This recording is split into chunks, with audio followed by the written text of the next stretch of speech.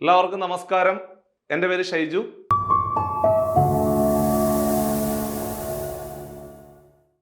അപ്പോൾ ഞാൻ ഇന്ന് നിങ്ങളുടെ മുമ്പിൽ വന്നിരിക്കുന്നത് നമ്മുടെ വരാൻ പോകുന്ന ഗ്രൂപ്പ് ഡി പരീക്ഷയുമായിട്ട് ബന്ധപ്പെട്ടുകൊണ്ട് എക്സാം ഡേറ്റ് എപ്പോഴായിരിക്കും എന്ന് പഠിച്ചുകൊണ്ടിരിക്കുന്ന എല്ലാവർക്കും ഒരു ആശയക്കുഴപ്പമുണ്ട്.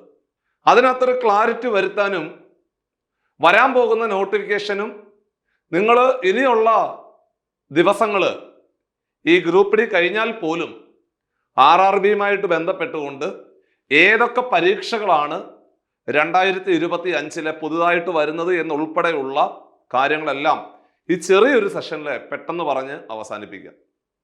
മക്കളെ, നമുക്ക് ആദ്യമേ 2025 ഇനി വരാൻ പോകുന്ന നോട്ടിഫിക്കേഷൻ ഏതൊക്കെയാണെന്ന് ചോദിച്ചാൽ 2025 RRBയുടെ ആനുവൽ കലണ്ടർ പ്രകാരം വളരെ പ്രധാനപ്പെട്ട പരീക്ഷകൾ ഏതൊക്കെയാണ് വിളിക്കുന്നത് എന്നവർ കൃത്യമായിട്ട് പറഞ്ഞിട്ടുണ്ട്. അതിലൊന്ന് നമ്മുടെ അസിസ്റ്റന്റ് ലോക്കോ പൈലറ്റിന്റെ പരീക്ഷയാണ്. ഇവര് പറഞ്ഞത് അസിസ്റ്റന്റ് ലോക്കോ പൈലറ്റിന്റെ പുതിയ നോട്ടിഫിക്കേഷൻ ജനുവരിക്കും മാർച്ചിനും ഇടയിൽ വിളിക്കുമെന്ന് പറഞ്ഞിട്ട് വിളിച്ചു. എപ്പോ വിളിച്ചു? ഏപ്രിൽ മാസത്തിൽ വിളിച്ചു. ഏകദേശം 10,000-ഓളം ഒഴിവുകളുമായിട്ട് 2025 പുതിയ ALPയുടെ നോട്ടിഫിക്കേഷൻ വന്നു. നമ്മൾ അപ്ലൈ ചെയ്തു. അതിനുശേഷം പിന്നീട് അവർ പറഞ്ഞത് ഏതായിരുന്നു എന്നറിയോ? ടെക്നീഷ്യൻ ഞങ്ങൾ വിളിക്കുമെന്ന് പറഞ്ഞു. എടാ കുഞ്ഞുങ്ങളെ, ടെക്നീഷ്യൻ എന്ന് വിളിക്കുമെന്നാ പറഞ്ഞത്? ടെക്നീഷ്യൻ ഏപ്രിലും ജൂണിനും ഇടയിൽ വിളിക്കുമെന്ന് പറഞ്ഞു. കൃത്യം ജൂണിൽ 6,238 ഒഴിവുകളുമായിട്ട് പുതിയ 2025 ടെക്നീഷ്യന്റെ നോട്ടിഫിക്കേഷൻ വന്നു. ഏതിന്റെ നോട്ടിഫിക്കേഷനാ? ടെക്നീഷ്യന്റെ നോട്ടിഫിക്കേഷൻ വന്നു. ഇനി അടുത്തത് ജൂലൈ സെപ്റ്റംബറോട് കൂടി NTPC ഗ്രാജുവേറ്റ് ലെവൽ പരീക്ഷകൾ ലെവൽ 4, 5, 6 പരീക്ഷകൾ വിളിക്കും. അതേപോലെ നമ്മുടെ ലെവൽ 2, 3 അതായത് NTPC അണ്ടർ ഗ്രാജുവേറ്റ് പരീക്ഷകളും ഈ ഒരു കാലയളവിൽ തന്നെ പുതിയ നോട്ടിഫിക്കേഷൻ നിങ്ങളുടെ മുമ്പിലേക്ക് വരാൻ പോവുകയാണ്. അതേപോലെ ജൂനിയർ എഞ്ചിനീയറിന്റെ പരീക്ഷയും പാരാമെഡിക്കൽ കാറ്റഗറിയിൽ നടക്കുന്ന പരീക്ഷകളും ഈ പറയുന്ന ജൂലൈ സെപ്റ്റംബറോട് കൂടി നിങ്ങളുടെ മുമ്പിലേക്ക് നോട്ടിഫിക്കേഷൻ ആയിട്ട് വരും. ആ സമയത്ത് കൃത്യമായിട്ട് നിങ്ങളെ ഞങ്ങൾ അറിയിക്കും. വൃത്തിയായിട്ട് പ്രിപ്പയർ ചെയ്തുകൊണ്ട് മുമ്പോട്ട് പോകണം. സോ ആ ഒരു പരീക്ഷകളുടെ എല്ലാം നോട്ടിഫിക്കേഷൻ 2025 ജൂലൈ സെപ്റ്റംബറോട് കൂടി നമ്മുടെ മുമ്പിലേക്ക് വരും. ഈ ഒരു കലണ്ടർ പ്രകാരം അങ്ങനെയാണ്. എല്ലാം കൃത്യമായിട്ട് നടക്കും. അതേപോലെ തന്നെ നമ്മൾ വളരെയധികം പ്രതീക്ഷയോടുകൂടി കാത്തിരിക്കുന്ന നമ്മുടെ ലെവൽ 1 പരീക്ഷകൾ ഏതാണ്? അതായത് ഗ്രൂപ്പ് ഡി പരീക്ഷകള് ഒക്ടോബർ ഡിസംബറോട് കൂടി പുതിയ നോട്ടിഫിക്കേഷൻ വരും. അതിനുശേഷം മിനിസ്റ്റീരിയൽ പരീക്ഷകളും ആ ഒരു കാലയളവിൽ തന്നെ, അതായത് ഒക്ടോബർ ഡിസംബറോട് കൂടി നിങ്ങളുടെ മുമ്പിലേക്ക് വരും.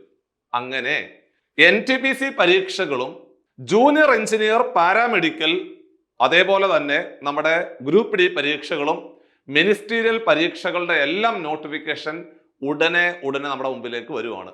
ഭംഗിയായിട്ട് പഠിക്കണം. വൃത്തിയായിട്ട് പഠിച്ചുകൊണ്ട് ഈ ഒരു പരീക്ഷകളിൽ ഏതെങ്കിലും ഒരെണ്ണം നേടിയെടുത്തുകൊണ്ട് നിങ്ങൾ മുമ്പോട്ട് പോകണം എന്ന് ഞാൻ വീണ്ടും ഓർമ്മപ്പെടുത്തുന്നു. സോ ഇനി വളരെ പ്രധാനപ്പെട്ട ഒരു കാര്യം, എന്നാണ് നമ്മുടെ നിലവിലെ വിളിച്ച ഗ്രൂപ്പ് ഡി പരീക്ഷയുടെ നോട്ടിഫിക്കേഷൻ വന്നു കഴിഞ്ഞു.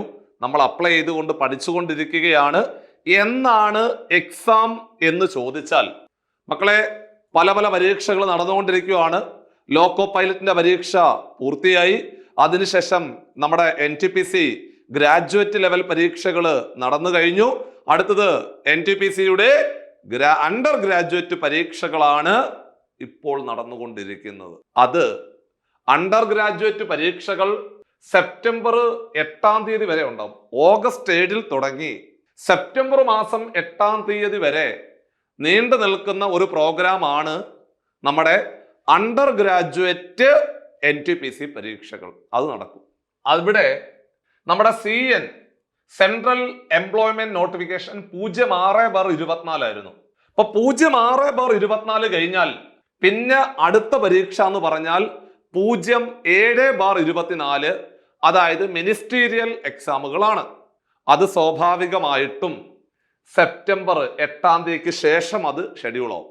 അപ്പോൾ ചുരുക്കി പറഞ്ഞാൽ അതും കഴിഞ്ഞിട്ട് ആ 07/2024 മിനിസ്റ്റീരിയൽ പരീക്ഷകളും കഴിഞ്ഞിട്ട്, മിനിസ്റ്റീരിയൽ കാറ്റഗറിയിലേക്ക് വരുന്ന പരീക്ഷകളും കഴിഞ്ഞിട്ട് അടുത്തത് 08/2024 നമ്മുടെ ഗ്രൂപ്പ് ഡി പരീക്ഷകളാണ്.